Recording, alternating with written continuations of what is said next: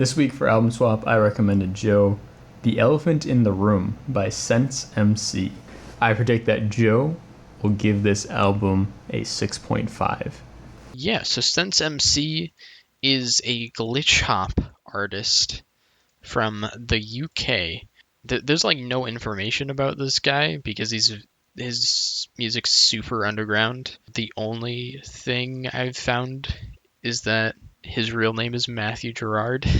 But The Elephant in the Room, his debut and also only record, came out in 2017. I'll start with the stuff I really liked. There's a few songs on here that I really enjoyed. I really love the opener, Love Is. The opener has this really interesting, glitchy vibe throughout, but it has like laid back and kind of almost like cold, depressing feeling to a lot of the instrumentals, so a lot of like the synths on it.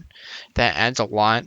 There's some tracks which I love the production on. I really like Love Is, or the Love Is probably my favorite track. Dopamine I really like. There's this like rolling like bass throughout that's really interesting with this alien sounding like synths or something throughout that are sprinkled in throughout the track that add a really interesting vibe to it. And I also really love the last track on the album. It's Just a Ride. The piano on it and the kind of like textured sound the track has is really nice. Most of the rest of the tracks on this album, there's either like nothing going on or the instrumental is just something I've kind of feel like I've heard before. So on a track like That's Everything or After Dark, there's like nothing there to draw me in. The beats are so lacking in like interesting details to them that I think the previous tracks that I mentioned really enjoying kind of have. You also have a track like State of the Art, which to me just kind of sounds like glitch hop, like just very normal standard glitch hop. The thing that I like about tracks like Dopamine and the opener is there's elements to them that feel very unpredictable, and I think that's when glitch hop is typically at its best. So on Dopamine, you have these very glitchy alien sounding instrumentals that are peppered throughout the track that add a ton to it. Or on Love Is, again, the kind of backing synths have the cool feel to them. But then a lot of the others just don't have that and just become very boring because of that.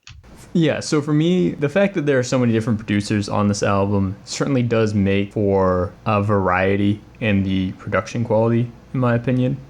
However, on some tracks, or maybe the production isn't as interesting on other tracks like Dopamine, I do agree. I think Dopamine is probably one of the best produced tracks on this album. But on the lesser intensely produced tracks, I enjoy Sense MC's raps. I enjoy his style, and I think the consistent themes of love and relationships that's presented throughout the album keeps me engaged, even when the production isn't as engaging. I also say that Sense MC's raps, for me, it's interesting because on the one hand, I think, again, on like the opener Love Is, I think he does a really good job, but a lot of the time, he's just very understated. The focus is never really on his rapping. Both the instrumentals and his rapping are like prioritized the same amount. It takes a lot of the focus off of his rapping, and I feel like that's bad because I do think there are times where he does find some interesting flows and really fits into certain songs really well. And I think lyrically, I think he's pretty good. His rapping doesn't like blow me away or anything, but he's certainly very competent and certainly has skill when it comes to rapping. It never feels like it's prioritized in these songs and ultimately becomes more of a background element than the focus. And I think that's, especially for the more minimalistic tracks on this album, I think that becomes a big problem because I just end up not really caring that much. I definitely see where you're coming from. Personally, I don't find his rapping blending in with the background that much.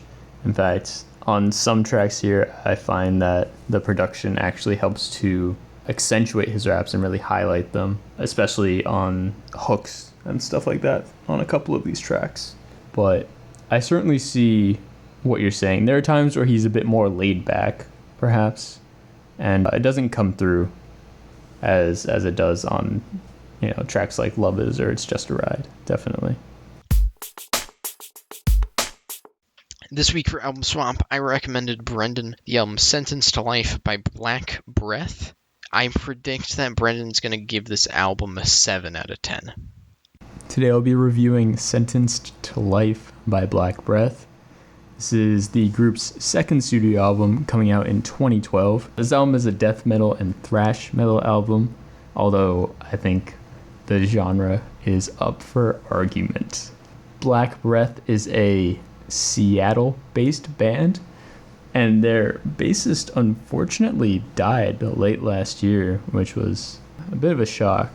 They've been mostly dormant since 2015. Immediately, the first thing that jumps out to me about this album is the amount of aggression that's displayed on this album. There's a punk edge to a lot of these tracks. The vocalist is very aggressive, very in your face. There's points where he's just screaming and very punky, which is, I think, one of the best aspects of this record.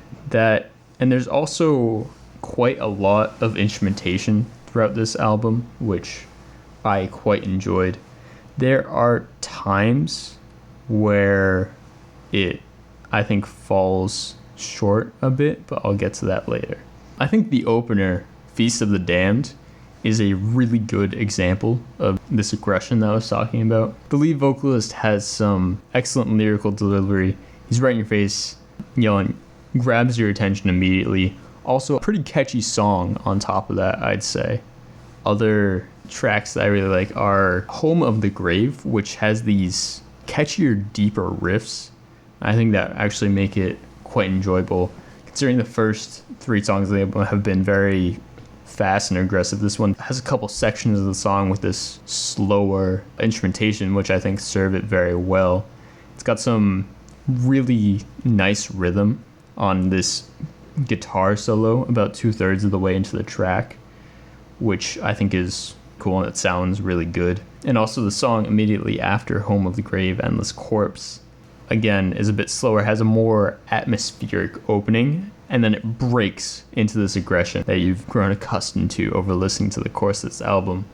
It's just really fun and really great to see on this album. I think it's what makes this album actually very interesting and stand out from other death metal acts. If you want to comment, Joe. Yeah, definitely.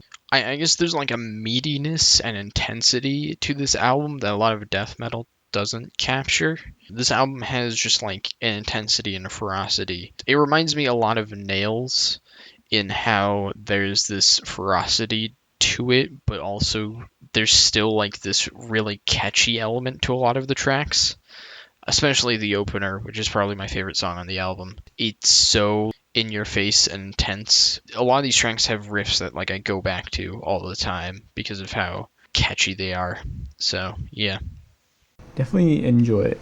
Speaking of some of the riffs, though, I do feel that this album can get a little bit samey sonically. That being said, the album is short. It's only 32 minutes long, so the sort of sameness sonically doesn't really ever get unbearable. Generally, the lyrics on this album are pretty standard from what I would expect from a death metal or a black metal band. It's really the delivery that is great about them. However, the content is just, there's not really much to dive into. And then there's a couple things here and there on like specific tracks that I don't like. The band moves from section to section very quickly. It's very hyperactive. Generally, I think that's a good thing, but there are times where they move to a section that isn't very engaging with me, and then they move back to a good section. I'm like, oh yeah, and then they sort of go back and forth, and that happens on a couple of these tracks. But for the most part, this is definitely a solid album, and I think there's some very interesting aspects here, and a couple really great songs, in my opinion. If you want to comment.